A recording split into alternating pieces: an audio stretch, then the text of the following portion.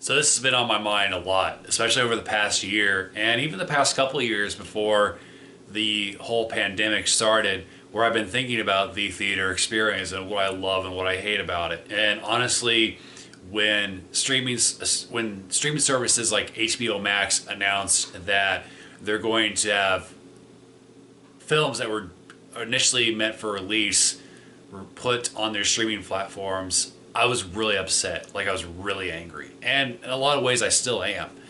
And yes, I realize that there are still theaters that are going to be playing these films, but on the same day, it's going to be available on the streaming service, and that it makes me mad for a lot of reasons.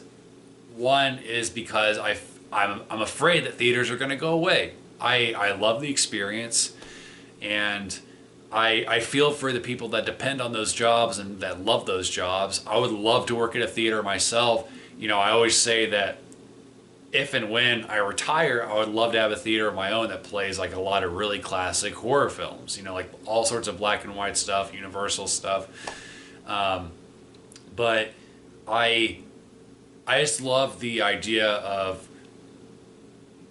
me getting away from it all for a little while. Like I get out of my apartment, I get away from work, I get away from writing, family, friends, all of which I love, but I need my little space.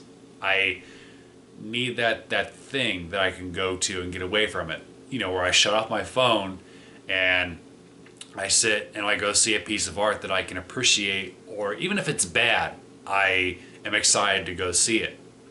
Like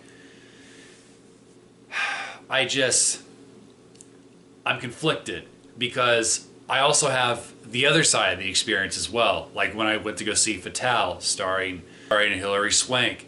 The movie wasn't that good. In fact, it was bad in a lot of ways. I thought Swank was pretty good in the film. I liked her performance. Some of the writing was really off, and the direction was really weird, and the characters didn't make a whole lot of sense at times. But I thought she was good in the film. Anyway, I went to go see that film in theaters a couple months ago, and there were two other women there, and this other lady kept like dropping her phone, or she would turn the light on her phone, like you know how you get that little flashlight. She would turn it on and it would like light up the entire screen. Like I don't know why she was doing it, like if she was looking for food or something, or it was just an accident because she doesn't know how to work her own damn cell phone. It drove me absolutely nuts. And even though that I was a good 10 rows back, I could hear them talking from time to time too. And you know, the movie was bad. And if they weren't enjoying it, they should have just left or gone out and asked for a refund. I would have rather them done either of those rather than talking and being disruptive during the film experience. Even when the film is bad, I feel like the artists and the rest of the audience should be respectful to the screen. And you, it's about a crapshoot sometimes. You know, when I went to go see Land, I had a great experience seeing that film. I absolutely loved it, and it was great to see a sort of almost indie film starring a big name. It was directed by and starred Robin Wright, and this film was fantastic, and seeing it was fantastic. But there were other people in the theater with me. In fact, there were more people this time around than when I went to go see Fatal, and everybody was quiet and respectful, and that's great. And actually, there were moments in the film that were emotionally impactful, where I was emotionally moved, and I could tell that the other people were reacting to it as well, but it wasn't like in a disruptive way. They were just reacting. It's sort of like, even though this was impactful film, it's sort of like when you go see a comedy and everybody like laughs at the same time. It's like I don't mind that sort of thing, because I mean that's what the film wants you to do, is to laugh at that moment. Or when like say Wonder Woman showed up in Dawn of Justice and everybody clapped.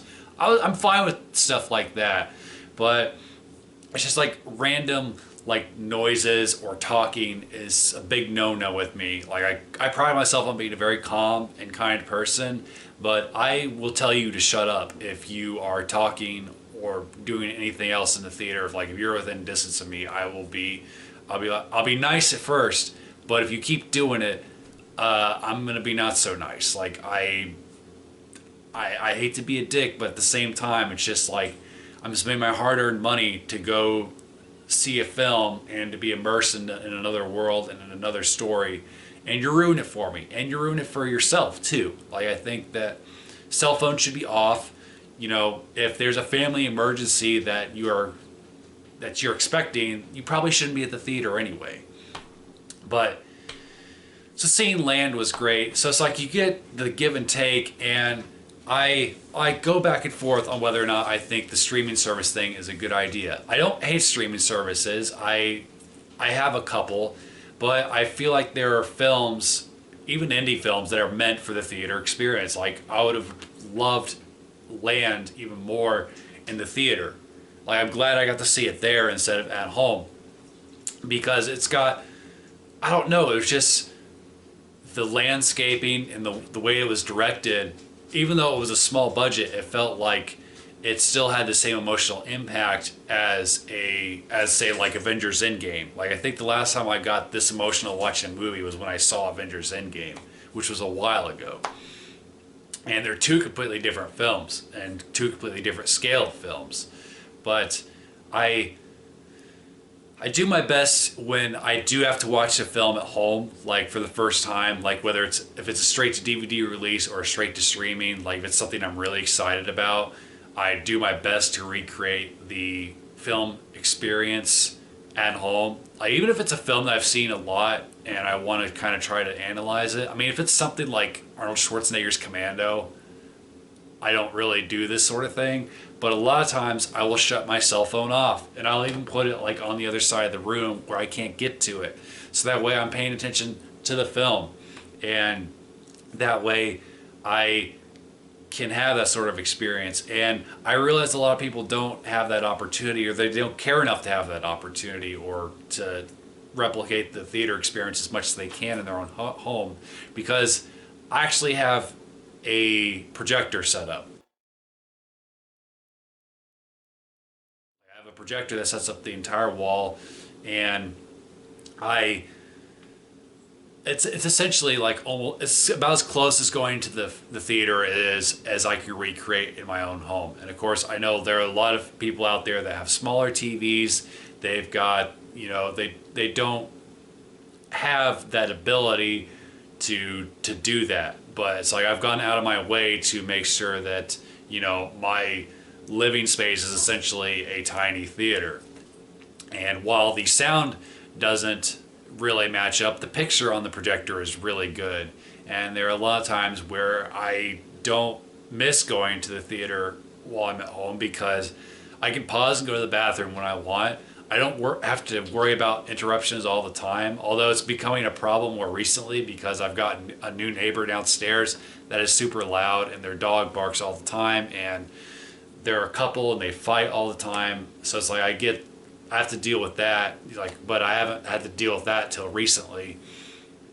Or I guess if I invite friends over or family members over, they might get up and get in front of the projector, or, you know, might be texting on their phone. And I guess I have more tolerance for that because it's a social setting rather than at the theater where I spent money. Like for instance, I watched Zack Snyder's Justice League last night with my siblings, and it was great. Like, would I have seen that film in theaters? Absolutely. I don't care that it was 4 hours. I mean, granted, I would have liked there to have been one or two intermissions during if it was shown in theaters. I'd like there to have been intermissions to where I could go to the bathroom, because there were times throughout the film, like during the halfway point, where I had to go, and I know my siblings had to go quite a bit as well. But, you know, that's the great thing about watching films at home. So it's like there's a give and take.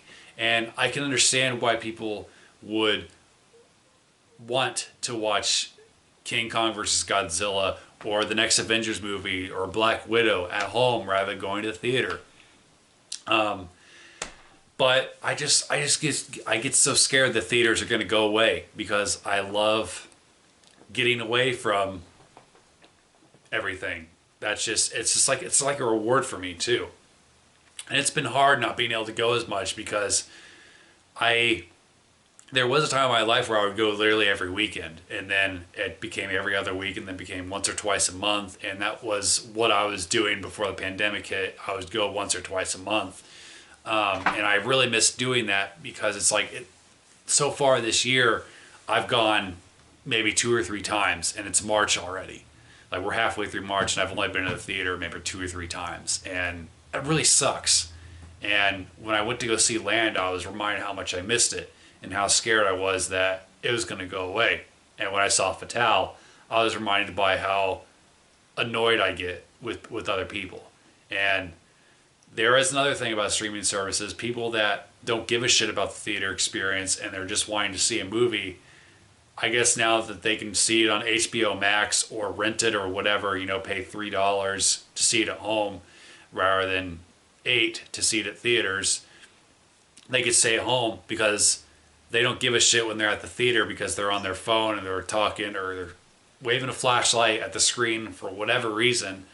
I I guess maybe for those people, it might discourage them from going to the theaters, which is a good and bad thing. It's good because it doesn't really affect people like me because I will be there and they won't be. But at the same time, the theater will be making less money. My hope is that movie studios will work better with the cinemas, that they will maybe take less of the profit from the film's gross and let the theaters keep more money.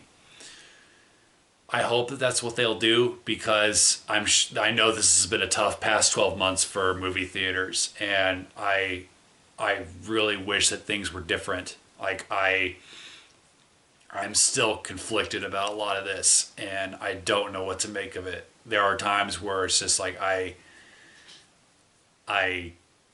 am livid, and then there are times where it's like, yeah, I understand why people are okay with this and why they're doing this, but it's just like I wonder if the theater is going to be one of those lost art forms or something that's going to be niche or that's going to go away for maybe like the next 10 years and then make a comeback, kind of like vinyl.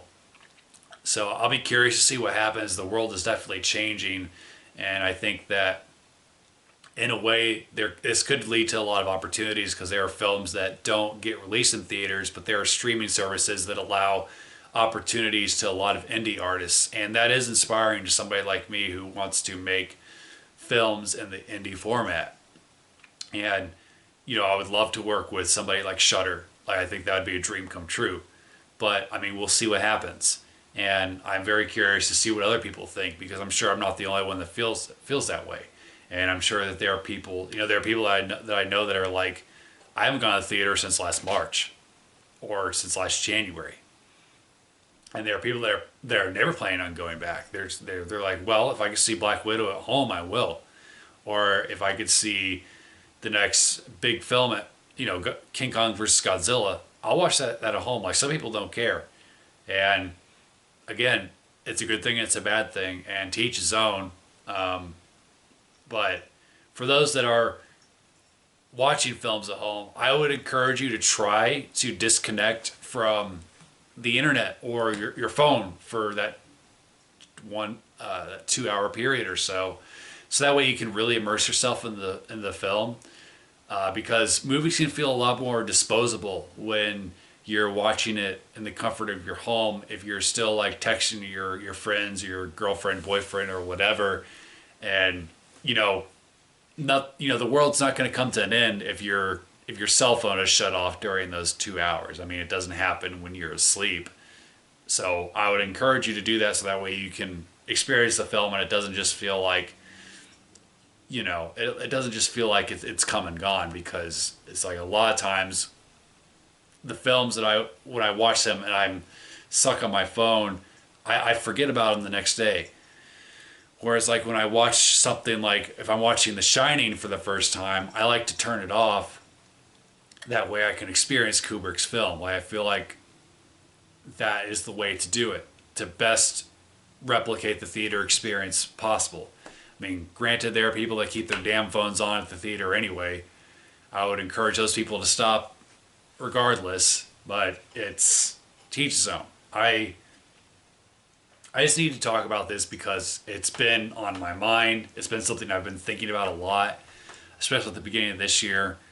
It's something that I thought about immediately after seeing both Fatale and Land in two completely different ways. And I haven't really gotten to talk to anybody else about this because I don't really know anybody else that cares. Like, I don't have any friends or family that really care about this sort of thing. And so that's why I make YouTube videos to begin with, because I love to talk about film and books and the creative process. Because as much as I love my friends and family, I don't know if they really get it. Like, I don't know if they really understand that mindset. Maybe they do, and I've missed it. But so, what do you think about the state of entertainment? Are you happy that things are going towards more streaming services? Are you upset that the theater experience is dying out or becoming more niche? Comment below, let me know. Thanks as always for watching. Bye.